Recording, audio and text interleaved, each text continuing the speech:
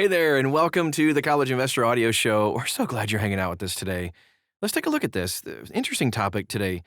And you can find this, by the way, at thecollegeinvestor.com. The most educated religious groups in America. Very interesting. We're going to take a look at it. Again, thecollegeinvestor.com is where you can find it. You can also like us and subscribe and all the things on social media at The College Investor. Search for those words. You're going to find us pretty much anywhere you are. Let's dive in, though. There's this new report from the Pew Research Center that offers one of the most detailed looks at how educational attainment differs across religious groups in America. This isn't worldwide, just in America. The findings come from Pew's 2023-24 Religious Landscape Study, which is a survey of 36,000, almost 37,000 U.S. adults. So because of the large sample size, researchers were actually able to analyze not only broad religious categories, but also specific denominations within Protestantism and other traditions. The headline, finding this: Hindus and Jews stand apart by a wide margin. And I think this should be understood, but I'll preface this anyway. This is not an indictment on any religious system, and it's not any sort of superiority or whatever. We're just doing some numbers. All right, so here we go. Hindus and Jews top the list. 7 in 10 Hindus in the United States hold at least a bachelor's degree, the highest share of any religious group measured. This is also not to say that just because you have a bachelor's means you're smarter than another person. We're not doing that either. But anyway, Jewish Americans follow closely behind, of course, with 65% reporting a 4-year college degree or higher. Doesn't mean you're intellectually superior. Both degrees nearly double the national average of 35% for all U.S. adults. Other religious groups with comparatively high levels of education include Orthodox Christians, 45%, Muslims, 44%, Buddhists, right around 40%, and mainline Protestants, 40%. Catholics overall match the national average at 35%. And then we do this separation thing even further. So at the lower end of the spectrum are evangelical Protestants, 29%, and then members of historically black Protestant churches, 24%, have a 4-year college degree.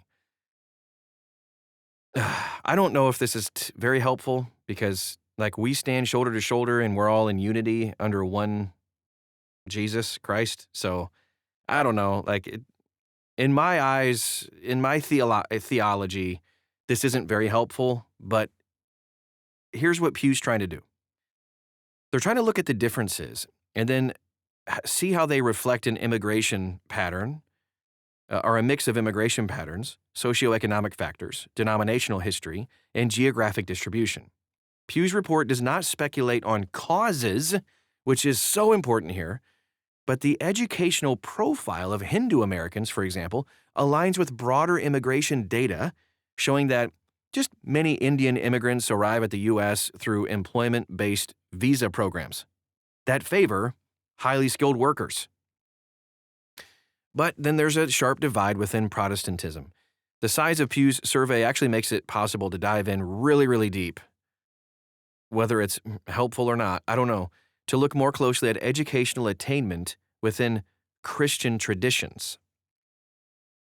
Let's take a look at evangelical Protestants. They have a 29% bachelor's degree or more, slightly below the national average. Okay, but the range within evangelical denominations is very wide here. Among the groups, you got members of the Global Methodist Church, 57% have a degree. The Presbyterian Church, 57% as well. And then on the other end, just 18% of members of the Assemblies of God hold college degrees. Southern Baptists, 23%. Independent Baptists, 20%. They fall well below the national average. You have all these different things. These internal differences suggest that educational attainment cannot be generalized across broad labels like evangelical. That's why you have to separate it, I guess. Institutional history, theology, regional concentration, and member demographics do all play a role here. And the only thing we're looking at is just 4-year degrees. Let's talk about mainline Protestantism. Mainline Protestants overall are more educated, quote unquote, than evangelicals, with 40% holding at least a bachelor's degree. Among denominations, Pew was able to analyze separately. The Episcopal Church stands out, 67%. Presbyterian USA, 58%. United Church of Christ, 50%. Evangelical Lutheran Church in America, 39%. There's that word evangelical, but I thought they were mainline. Anyway.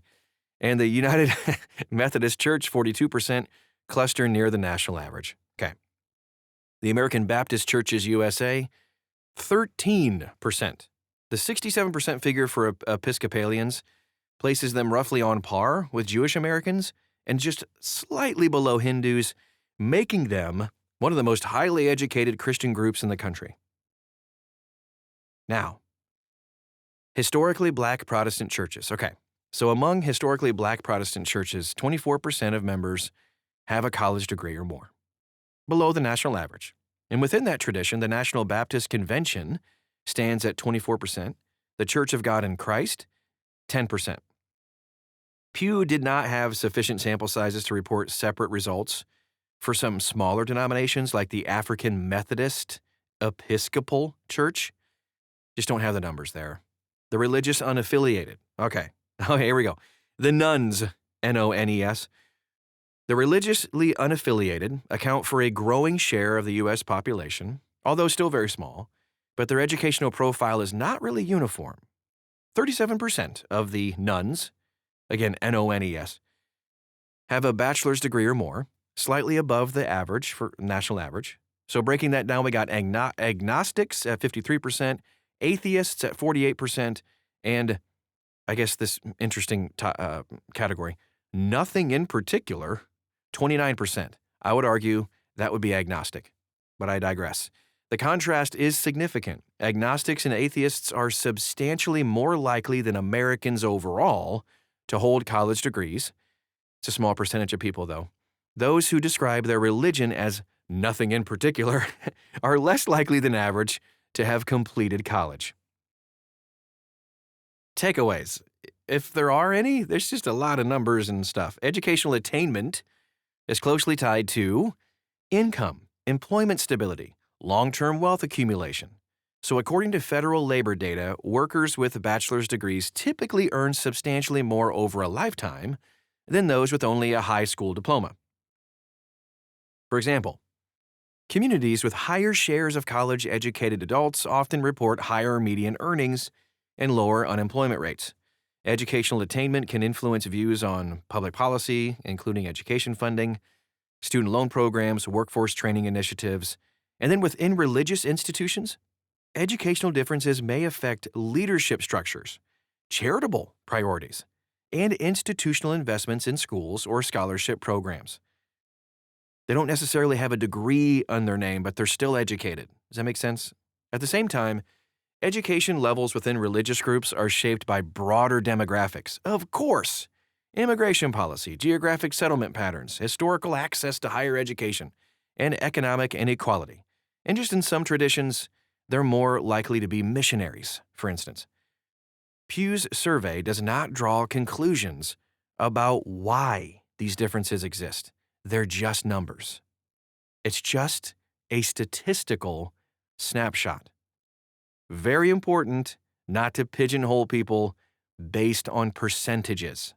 And, of course, we're only looking at the one thing of, do you got a 4-year degree or do you not have a 4-year degree? However, from these numbers, we can then dive in deeper and see what the cause is, and debate and talk about and all that kind of thing, which can hopefully be helpful. If you want to talk about these things, we'd love to know your thoughts about the topic today. Dive in deeper, leave a comment, anything at thecollegeinvestor.com. You can also search for The College Investor on social media. Pretty much anywhere you are is where we are too. We'd love to get to know you, talk about this or any other topic about money. We just want to help you wherever you are in your money journey. All right, and that is our show for today. Thank you so much for stopping by today, and we'll talk to you again real soon.